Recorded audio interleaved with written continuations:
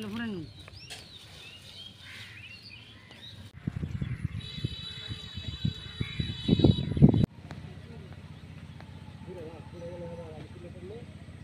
ইনশাল্লাহ এই বছর 3 কানি ক্ষেত করছি।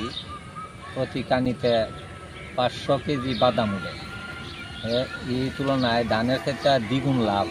আর আমি সবসময় বাদামের চাষ করি, অনেক দিন যাবত করতেছি। বাদামের মাঝে খরচ কম, এই জন্য আমরা বাদাম করি। আর বাদামের গাছ যদি আমরা গরু খাই, এটা অনেক গরু লাভবান, অনেক তরুতাজা হয়। বাদাম অনেক লাভজনক ফসল, এই জন্য আমরা বাদাম করি। ধানের চাষ কম করি, বাদামের চাষ বেশি করি।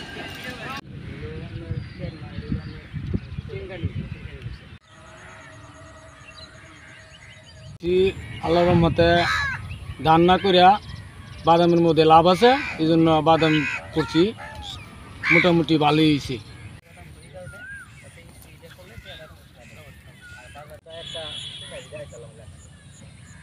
আরে মানে এমনি তো আমরা আপনার অর্থপাতি তো করার বছর গেছে না, এবার পানি আনজিটা একটু বেশি লাগছে, তেল তুল বেশি লাগছে, কত বুঝি মানে এই যে ফলন তো আপনার 8 মণ 7 মণ দেওয়ার পরে মানে এটার দিয়ে আমার আপনার কোনো মতে যান বাসা এই আসি।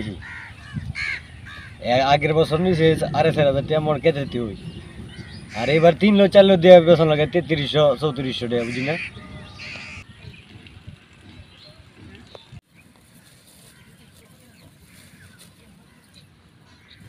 আমি 6 বছর ধরে বাদাম হাত করি, তো ইনশাল্লাহ লাভবান। তো এবার আমি 3 হাজার করছি, ইনশাল্লাহ আমি লাভবান দেখে আমি 3 হাজার এবার করছি। আল্লাহ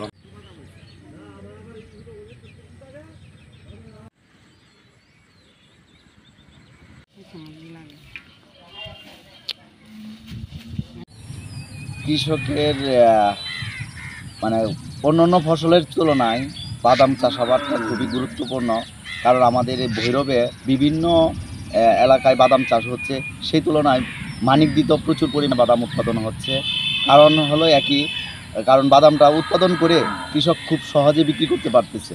কারণ বিভিন্ন ধরনের বাদাম দিয়ে মুখরোচক খাবার তৈরি হচ্ছে, বাদাম বিক্রি ভেজে বিক্রি করতেছে।